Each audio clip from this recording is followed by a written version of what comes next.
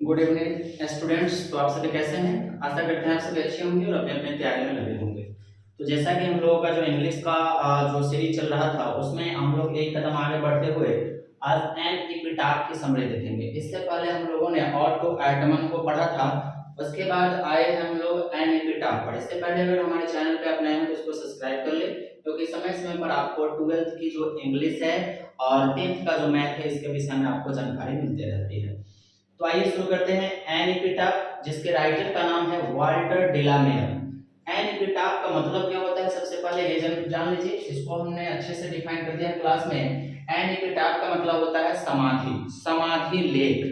जो कोई जब जिसकी मृत्यु हो जाती है तो अगर उनको कब्र में दफना दिया जाता है तो उनके ऊपर जो बना जाता है समाधि, उसी के ऊपर जो है ये लेख लिखा होता है, उसी को कहते हैं समाधि लेख और उसी को इंग्लिश में एन एपिटाफ कहते हैं। ठीक है, तो ये कुल मिलाकर 7 लाइन की जो है वो कविता थी, वाल्टर डिलामेयर के द्वारा लिखा गया था। तो देखिए, an epitaph is a lovely poem composed by Walter डिलामेयर।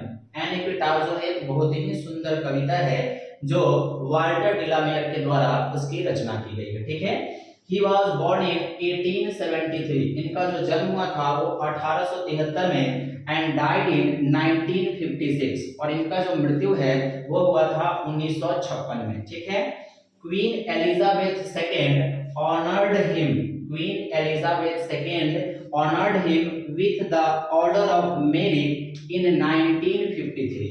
यानी क्वीन एलिजाबेथ सेकेंड जो है उन्होंने इन्हें ऑर्डर ऑफ मेरिट से सम्मानित किया था कब? 1953 में। इसको याद रखेंगे, ऑब्जेक्टिव टाइप क्वेश्चन में ये बन जाता है कि क्वीन एलिजाबेथ सेकेंड ने इन्हें ऑर्डर ऑफ मेरिट से कब सम्मानित किया? तो 1953 में। और किसने किया? तो क्वीन एलिजाबेथ सेकेंड। ठीक है, अब आते हैं main. In this poem the poet loves a beautiful woman from the bottom of his heart. यानी इस कविता में जो कवि हैं वो अपने दिल की गहराइयों से, बॉटम ऑफ हिज हार्ट, एक महिला से बहुत प्रेम करते हैं।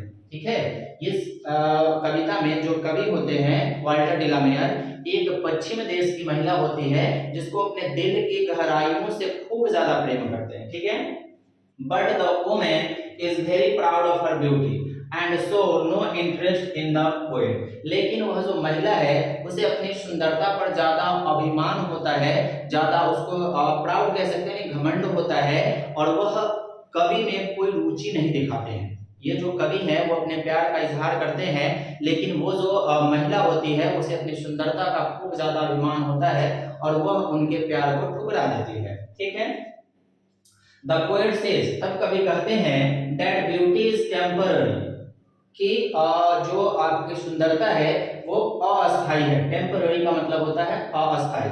And it vanishes in course of time, और एक समय आने के बाद ये गायब हो जाती है, समाप्त हो जाती है। वैनिशेज का मतलब होता है गायब होना या समाप्त हो जाना। तो कवि जो है वो कहते हैं कि जो ब्यूटी है वो टेम्पररी है, यानी अस्थायी है, कुछ क्षण के लिए है, और vanishes in course of time, जो एक समय के बाद समाप्त हो जाएगा। इसीलिए हमें अपने सुंदरता पे है ना अभिमान नहीं करना चाहिए। एक न एक दिन ये तुरंत जो है वो समाप्त हो जाएगी। अगर इस पे अभिमान आए तो अपने घर में बड़े बुजुर्ग को देख ले, तब आपको पता चलेगा कि एक न एक दिन सबों की स्थिति वैसे होने वाली है। इसीलिए हमें किसी भी चीज का अभिमान नहीं करना चाहिए। ठीक है, so no one will love her after she becomes old and no one will remember her after she dies। फिर कभी कहते हैं कि so no one will love her after she becomes old, कि जब वह बूढ़ी हो जाएगी उसे कोई प्रेम नहीं करेगा, and no one will remember her after she dies, और जब उसकी मृत्यु हो जाएगी उसे कोई याद नहीं करेगा।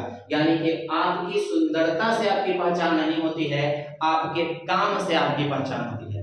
आपने अपने जीवन में क्या हासिल किया, आपने लोगों के लिए क्या किया, आप अपने समाज को क्या देकर गए, आपने किसी के प्रति क्या किया, ये सब बातें आपकी अच्छाइयों को याद किया जाता है, ना कि आपकी सुंदरता को। इसीलिए हमें अपनी सुंदरता पर अभिमान या घमंड नहीं करना चाहिए। तो कवि जो है वही कहते हैं, उस समाधि लेख पर यह लिखा हुआ है, Thus the poet is heartbroken। इस तरह कवि का जो दिल है वो टूटा हुआ है, हार्ट ब्रोकन है, and weeping bitterly before the tomb of his beloved, और वे अपनी प्रेमिका का कब्र पे बहुत ही बेरुखी से, बहुत ही दर्द भरे और स्वर में क्या कर रहे हैं, वो रो रहे हैं और रोते हुए ये बातें जो है वो कर रहे हैं कि thus the poet is heartbroken, जो कभी उनका दिल जो है पूरी तरह से टूट चुका है, and weeping bitterly before the tomb of his beloved, और वे अपनी प्रेमिका के जो कब्र है उसके सामने बैठकर बिलख कर दर्द में रो रहे हैं। ठीक है, तो ये थी समरी आपका क्या है, एन एपिटाफ। इसको हम फिर से एक बार रिकॉल कर दे रहे हैं।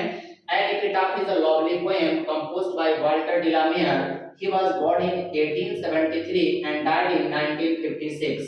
Queen Elizabeth II honored him with the Order of Merit in 1953.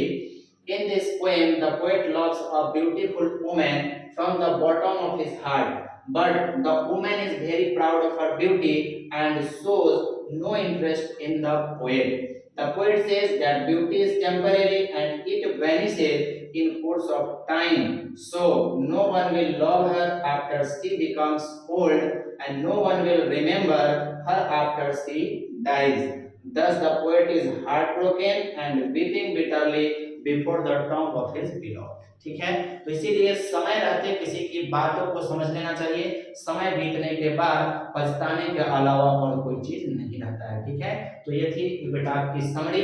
इसके बाद हम लोग फिर अगले क्लास में मिलेंगे, तब तक के लिए धन्यवाद। वीडियो कैसी लगी इसके विषय में आप जरूर बताएं।